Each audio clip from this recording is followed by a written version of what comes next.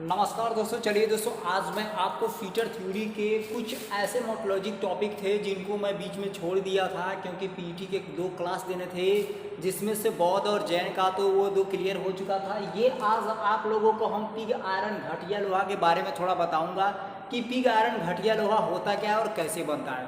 तो देखिए, सबसे पहले हम बात कर लेते हैं यहाँ पर कि पिग आयरन होता क्या है। तो जनरल जानकारी की बात करेंगे तो यह बहुत ही घटिया लोहा होता है जिसे सीधे तरीके से हम इसका प्रयोग नहीं कर सकते। इसमें बहुत सारे क्या होते हैं कि कार्बन मात्रा इसमें बहुत सारे अधिक होती है। अन्य अशुद्धि होने के कारण ये क्या होता है, भंगुर होता है। इसमें लोहे का प्रयोग हम सीधे मशीन बनाने के लिए नहीं कर सकते। ये काम हमको सबसे बड़ी जरूरी जानना था इसमें। और अगर बात करेंगे तो स्टील बनाने के लिए हम इसका प्रयोग करते हैं दूसरे प्रकार के, जैसे कास्ट आयरन, राट आयरन, इन सब का प्रयोग करते हैं। तो जनरल हम बात कर लेते हैं यहाँ पर कि दोस्तों हम बात करेंगे कि घटिया कौन सा ये लोहा होता है, सबसे घटिया लोहा होता है। पिग आयरन की बात कर लेंगे तो सबसे घटिया लोहा होता है। और घटिया लोहा होने के कारण से ये 1/6 मतलब 6 बराबर भाग मिलता है। 6 नंबर का जो होता है, जो 6 नंबर का होता है प्योर घटिया होता है। वो लोहा अगर रहेगा, जब मार्केट में आप खरीदोगे तो उस लोहा में दरारें कहीं पे ऐसे जगह इस तरह से क्या होता है कि लोहे में क्या होता है कि हल्का सा जैसे दरारें पड़ा रहता है, उस प्रकार से आपको दिखाई देगा। ठीक है, जो 6 नंबर का होता है। 5 नंबर तक जो होता है मार्केट में अच्छी तरह से उपलब्ध होती है। 6वां नंबर उपलब्ध होता है तो बहुत ही बेकार घटिया लोहा, घटिया लोहा होता है। अधिक कार्बन की परसेंटता, इसमें जो पिग आयरन होता है उसमें कार्बन की परसेंटता बहुत अधिक होती है। जैसे मैंने आपको बताया था कि कास्ट आयरन में कितना परसेंटेज होता है, तो 4% से लेके 5% तक कास्ट आयरन में पाया जाता है। ठीक है, लेकिन यहाँ पर हमारा पिग आयरन है तो 5 तक मान के चलिए, 5+ रहेगा यहाँ पर, क्योंकि प्योर इसमें कार्बन रहता है सबसे ज़्यादा पिग आयरन में। ठीक है, सबसे ज़्यादा घटिया लोहा होता है। अब यहाँ पर घटिया लोहा क्लियर करते हैं और यहाँ पर आपका अधिक कार्बन होता है। साथ साथ क्या होता है, आपका सबसे ज़्यादा भंगुर भी होता है। क्यों भंगुर होता है भैया? क्योंकि जहाँ पर कार्बन का परसेंटेज सबसे अधिक होता है, जहाँ पर कार्बन का परसेंटेज सबसे अधिक होता है वहाँ पर क्या कहेंगे कि हमारा जो भी मटेरियल रहेगा वो भंगुर रहेगा।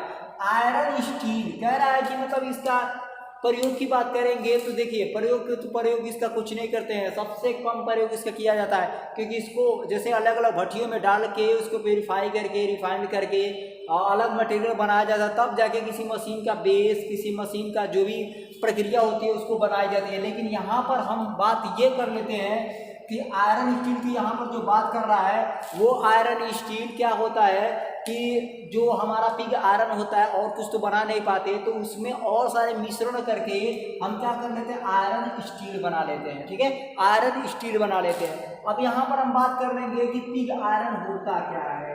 पिग आयरन देखिए घटिया प्रकार का लोहा होता है। अब उसके प्रकार की बात कर लेंगे तो 3 टाइप यहाँ पर दिया हुआ है। ठीक है, कौन कौन से टाइप हैं? 3 टाइप है। तो ये कौन कौन से टाइप हो गए? व्हाइट पिग आयरन आपका यहाँ देख सकते हैं, आपका ग्रे पिग आयरन आपका हो गया, मोटल्ड पिग आयरन आपका हो गया। ये आपकी क्या है कि ये पिग आयरन के प्रकार हैं, पिग आयरन के प्रकार है। इसके बाद भी अगर हम बात कर लेंगे तो जैसे इसके बाद अगर हम बात कर लेंगे तो कई प्रकार के आते हैं, वो कौन कौन से होते हैं। अब इसका प्रयोग हम क्या करेंगे, किस चीज़ के लिए करेंगे? मार्केट में बात करेंगे तो कितने से कितने नंबर तक हम बताए थे, 1/6 मतलब 1 से लेके कितना 6 भाग तक इसको मार्केट में मिलते हैं। कितना सर? 1 से लेके 6 भाग तक इसको मार्केट में हम उपलब्ध कर सकते हैं। नंबर 6 वाला पिग आयरन सबसे सस्ता होता है। क्या होता है? नंबर 6 वाला जो पिग आयरन होता है सबसे सस्ता होता है। नंबर 6 वाला जो पिग आयरन होता है क्या होता है? सबसे सस्ता होता है। इस नंबर की पहचान हम रंग तथा इसकी टूटी हुई सतह से कर लेते हैं।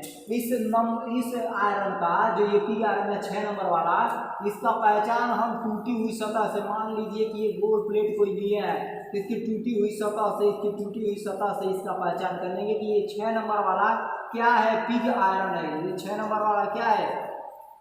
ये 6 नंबर वाला क्या है? पिग आयरन है। ठीक है, ये 6 नंबर वाला पिग आयरन है। तो इस तरह से हम इसकी पहचान कर लेते हैं। लेकिन 1 2 3 4 क्या है? 1 2 3 4 तक पिग आयरन जो होते हैं वो सबसे ज्यादा काम में और कोई भी मतलब जाप को बनाने के काम में लाया जाता है, सबसे ज़्यादा वो काम किया जाता है। लेकिन वो भी डायरेक्ट तरीके से नहीं, वो भी उसको स्टील बनाने के बाद ही कुछ न कुछ मिश्रण करने के बाद ही किया जाता है, ठीक है।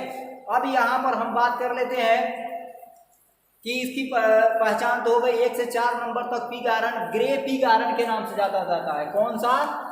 1 नंबर से लेके 4 नंबर तक के जो पिग आयरन होते हैं, जो पिग आयरन होते हैं वो किस नाम से जाने जाते हैं? ग्रे के नाम से जाने जाते हैं।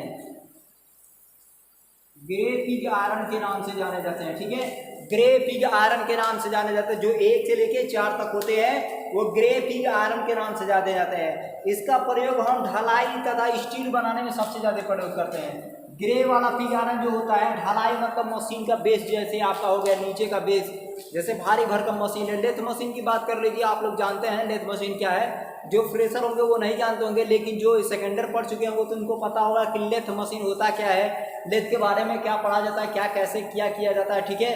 तो लेथ हमारे इंजन एक प्रकार का देखा जाता है। सेंटर लेथ आपका वर्कशॉप में पाया जाता है, इंजन लेथ उसको बोलते हैं। लेथ आपकी जननी होती है, तो इसके बारे में विस्तृत जानकारी आप 1-2 वीडियो इसका डाला हूँ, इसका भी वीडियो बना दूंगा धीरे धीरे। तो यहाँ पर हम ग्रे पिग आयरन की बात जो कर रहे थे, वो मशीन के बेस को बनाने के लिए सबसे ज़्यादा काम किया जाता है और भी प्रोडक्शन बनाया जाता है इसे। लेकिन मशीन जैसे उस पर कार्यकारी कोई काम करने वाला हो तो वहाँ पर नीचे बेस जो होता है हमारा मजबूत होना चाहिए। अगर मजबूत नहीं रहेगा तो जाहिर सी बात है, ग्रे कास्ट आयरन, वो ग्रे पिग आयरन की बात कर रहा है, तो ग्रे पिग आयरन मतलब कार्बन का परसेंटेज ज़्यादा है, तो जहाँ पे कार्बन रहेगा सामर्थ्यता उस पर ज़्यादा रहेगी, और सामर्थ्यता रहेगा तो किसी भी प्रकार के लोड को सहन कर सकता है, लेकिन झटका नहीं सहन कर सकता। इसीलिए उसमें कुछ ऐसे मिश्रण को मिलाया जाता है जाकि वो झटके को भी सहन करने की क्षमता रख सकते। अब प्रयोग के अनुसार, अकॉर्डिंग टू यूज के अनुसार की बात करेंगे तो बेसिमर हो जाएगा, मलिएबल हो गया, फाउंडरी हो जाएगा। इसके प्रयोग की बात करेंगे तो बेसिमर हो जाएगा, आपका फाउंडरी हो जाएगा और मलिएबल हो जाएगा। इस प्रकार से क्या होते हैं कि आप इसका यूज कर सकते हैं। अब ये है क्या भैया? ये तीनों जो बताए हैं आपका भट्टी है। कौन कौन सा? Bessemer, Bessemer pig, foundry, Bessemer, malleable, foundry. Bessemer यहाँ पर बता देते हैं, बेसिमर, फाउंडरी और मैलिएबल, ये तीनों आपके जो है बेसिमर, फाउंडरी और मैलिएबल, जो आपको तीनों है, ठीक है। तो आपका तीनों क्या है कि पिग आयरन, ये भी पिग है और ये भी पिग है और ये भी पिग है, ठीक है। ये तीनों पिग है, ठीक है। पिग आयरन तीनों आयरन है, ये तीनों क्या है? आयरन है। अब यहाँ पर मैं एक छोटा सा और बात बता ले रहा हूँ, ठीक है। यहाँ पर जैसे कि आपका जो कास्ट आयरन है, अब ये अभी तो ये पिग आयरन था, लेकिन जब मैं कास्ट आयरन की पोला भट्टी के बारे में अगला वीडियो बनाऊंगा तो उसकी पोला भट्टी में मैं आपको ये बताऊंगा कि जैसे ये आपका पिग आयरन के अंतर्गत में 3 टाइप के आ गए, बेसिमर, फाउंडरी और मैलिएबल। लेकिन इसके पहले क्या था? व्हाइट पिग आयरन था, ग्रे का पिग आयरन था, मोटल्ड पिग आयरन था। इसके पहले क्या था? वो घटिया लोहा था, बिल्कुल बेकार लोहा था, ठीक है, किसी काम लायक नहीं था। अब उसके बाद से उसमें क्या है कि कुछ मिश्रण बना के हम लोग आयरन स्टील बना लेते हैं, और इसके बाद से हम लोग क्या करते हैं? पिग आयरन को white pig iron, grey pig iron और मोटल्ड पिग आयरन में क्या करते हैं? हम लोग ग्रे पिग आयरन को पकड़ते हैं और उसमें जो मिश्रण होती है मिला के हम उसे मशीनरी बेस या ऑब्जेक्ट या जाप बनाने का कार्य करते हैं, जैसे बेस वाला काम करते हैं, ठीक है। अब उसके बाद की बात करेंगे तो बेसिमर, फाउंडरी, मैलिएबल, ये तीनों होते हैं पिग आयरन के अंतर्गत में। लेकिन एक बात और मैं बता रहा हूँ, इन सबको देखते हुए जैसे कास्ट आयरन में जैसे क्यूपोला भट्टी जो है आपकी, तो जो क्यूपोला भट्टी है उस भट्टियों को क्या करेंगे? जब माल को निकालते हैं क्यूपोला भट्टी में तो कास्ट आयरन निकलता है, उस कास्ट आयरन को कितने टाइप में हम व्याख्या करते हैं ये अगले वीडियो में क्यूपोला भट्टी के तुरंत बाद बताऊंगा। तो यहाँ पर तो उसके प्रकार मैं बता दे रहा हूँ कि कौन कौन से प्रकार यहाँ पे आ जाते हैं, ठीक है। तो यहाँ पर देखिए आपका क्या है कि ग्रे कास्ट आयरन हो जाएगा, व्हाइट कास्ट आयरन हो जाएगा, मोटल्ड कास्ट आयरन होगा, मैलिएबल कास्ट आयरन और एलॉय कास्ट आयरन। मैलिएबल आपका एक बढ़ जाता है मैलिएबल और नॉटल्ड। मैलिएबल तथा आपका आता है अगला, आपका आता है alloy cast iron, alloy cast iron.